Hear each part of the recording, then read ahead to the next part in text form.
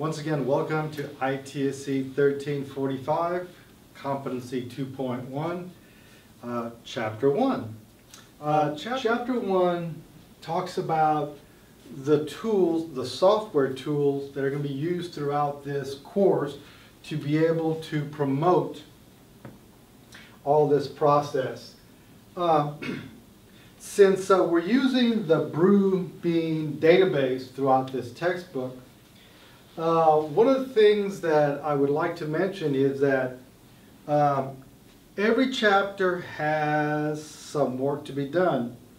Now, the way this book works is there are scripts that support the work done in every chapter.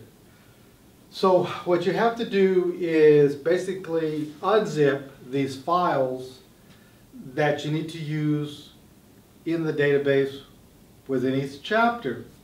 Also, what this chapter talks about is the idea of using SQL, SQL Plus, and SQL Developer.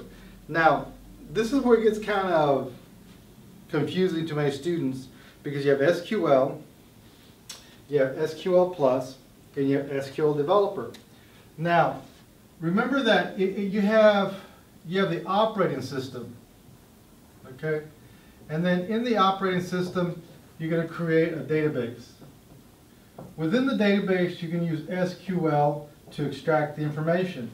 And then you're going to put the information in PL SQL, okay? Now, the way that these two communicate and the way these two communicate is SQL Plus. Now, SQL Plus is that language that allows the mechanisms to communicate. So SQL Plus is that interface communication mechanism that allows the operating system and the database to communicate. It also allows the database and SQL to communicate with each other because they're actually separate products and you need to be able to communicate with them. Now, this is when you have the command line. So when you do the command line using SQL Plus.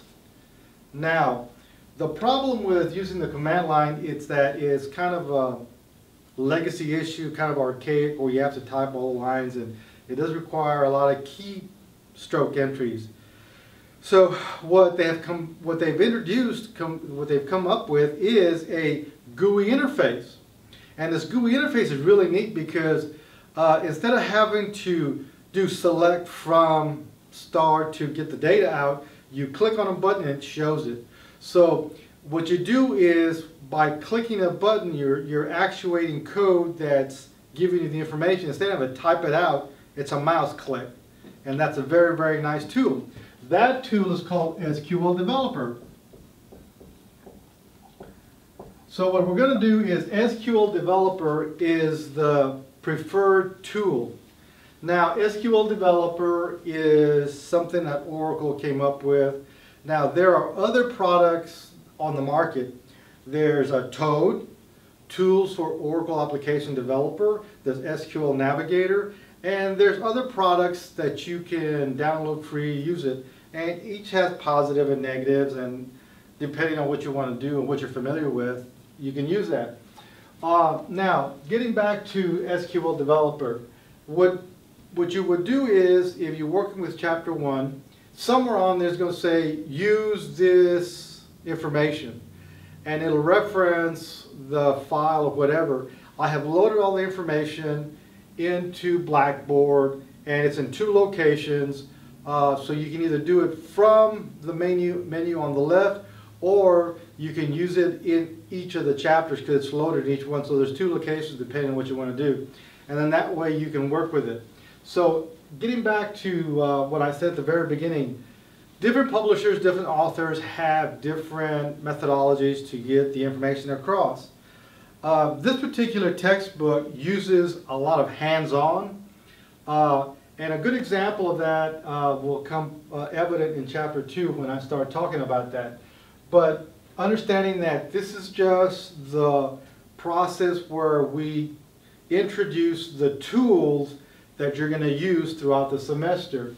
The other thing is that Databases work in two levels, tiers. You have the client and the server. So you have the data, and then you have the mechanism that's going to work to extract the data. So understand that we're looking at for the most part in this process, a two-tier mechanism where you have the data and the process is going to extract the data. There are many advantages to using PL SQL, which is going to come throughout the semester, but the biggest advantage is that you can extract information, hold it, and process it. And then we're going to look through all these mechanisms that allow us to do that. And that concludes Competency 2.1.